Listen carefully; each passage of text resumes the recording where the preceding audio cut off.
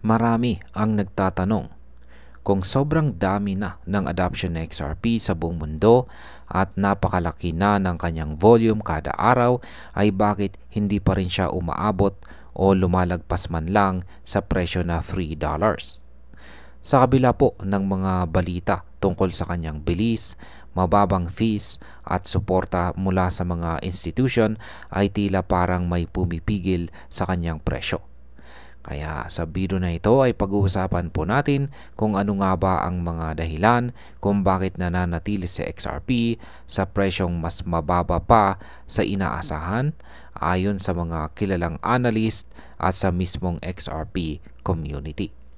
Alamin po natin kung totoo nga bang may market suppression o kung may mas malalim pa na dahilan sa likod ng kanyang mabagal na pag-akyat.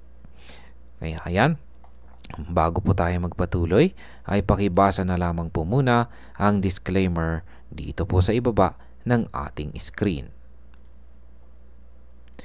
At ayan, bakit hindi po umabot ng mahigit $3 itong si XRP? Ayan po, sa founder ng Black Swan Capitalist na si Versan Algera ay hindi raw kakulangan sa demand o utility ang dahilan kung bakit nananatili ang presyo ni XRP sa ilalim ng $3. Para po kay Algera ay may mas malalim na dahilan at ito raw ay ang tinatawag na market suppression. Ibig sabihin, hindi raw malaya ang galaw ng market. Ayon sa kanyang paliwanag ay kung base lang talaga sa global settlement volume ang magiging presyo ng XRP ay matagal na itong na-reprice o umangat sa mas mataas na price level. Ayan. Ngayon ay may katibayan ba ng market suppression kay XRP? May isa pang ex-user na nagngangalang Son of a Richard na sumuporta po sa pananaw na ito. Ayon sa kanya ay napaka-undervalued daw ni XRP. Pinaliwanag niya na si XRP ay kayang magproseso ng billion-dollar transactions sa kanyang on-chain volume na halos wala pang transaction fee. Hindi lang yan. Ang Ripple payment system daw na ginagamit ni XRP ay mas mabilis at mas mura kaysa sa mga lumang sistema gaya po ng SWIFT.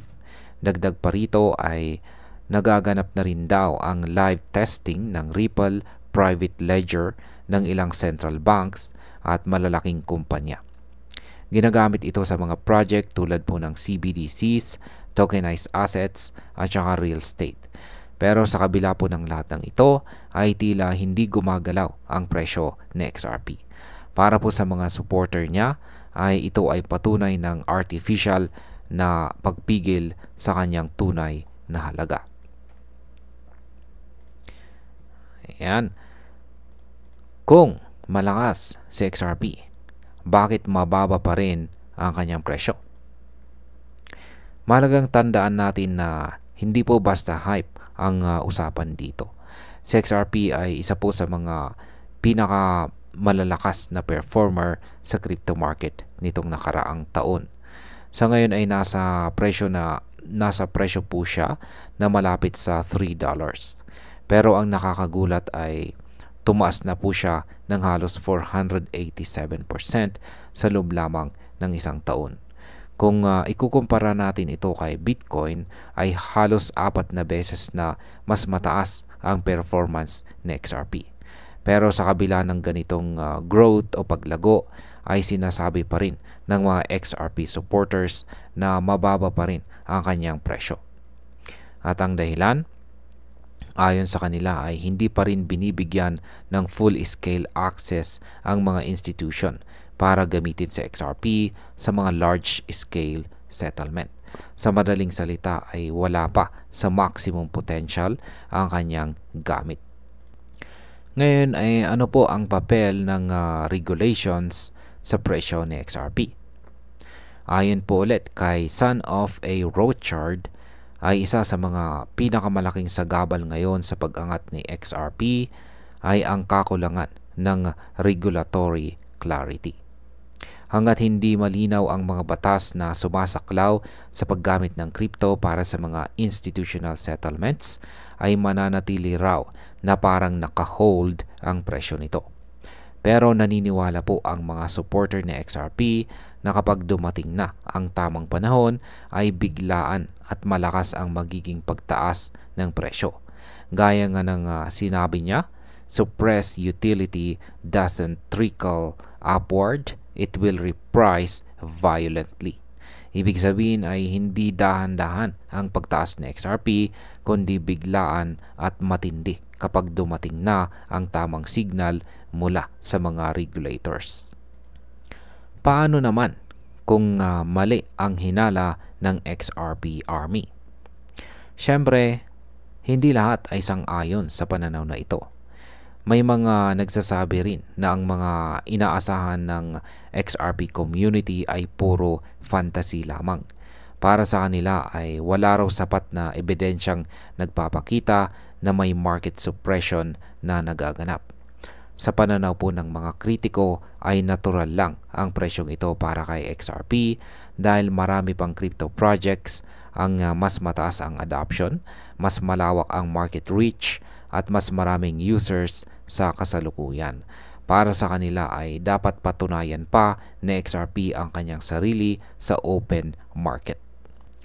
Ngayon ay ano ang posibleng mangyari kapag natapos ang suppression?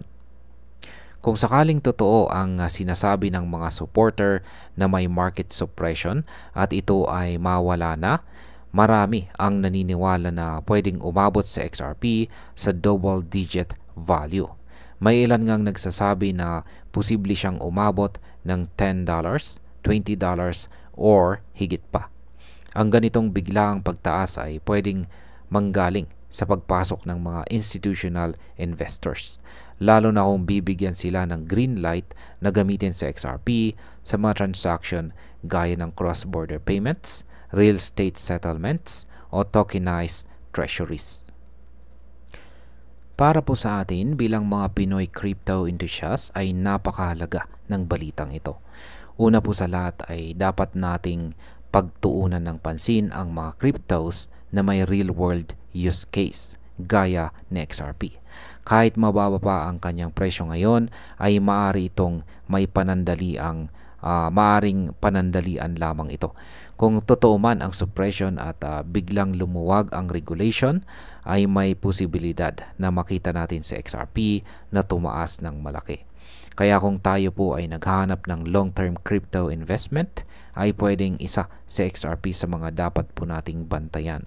Pero kailangan pa rin natin na maging maingat habang wala pang malinaw na batas dito sa Pilipinas tungkol sa paggamit ng crypto, ay dapat alam natin ang risk. Hindi po sapat ang hype. Mas mahalaga pa rin po ang proper research at saka analysis. At bilang panghuli, sa aking personal na pananaw ay may basihan ang sinasabi ng XRP community. Malaki po talaga ang kanyang potensyal at hindi biro ang kanyang performance nitong mga nakaraang buwan. Pero sa kabilang banda ay totoo rin na kailangan muna ng malinaw na regulation at mas maraming adoption sa institutional level. Kaya kung ako po ang tatanungin, si XRP ay parang isang nakahandang kabayo sa paunang linya ng karera. Kapag bumukas po ang pinto ay pwedeng sumibat siya ng tuluyan. Ang tanong na lamang po ay kailan mangyayari ito. Para po sa mga Pinoy crypto enthusiasts ay magandang pag-aralan si XRP habang hindi pa umaakyat ang kanyang presyo. Dahil sa crypto, ang maagang nakakaalam ay may malaking chance na makalamang. At ayan, hanggang dito na lamang po tayo sa video na ito mga ka-crypto. Marami pong salamat sa panonood. Ingat po tayo lagi at God bless po sa ating lahat.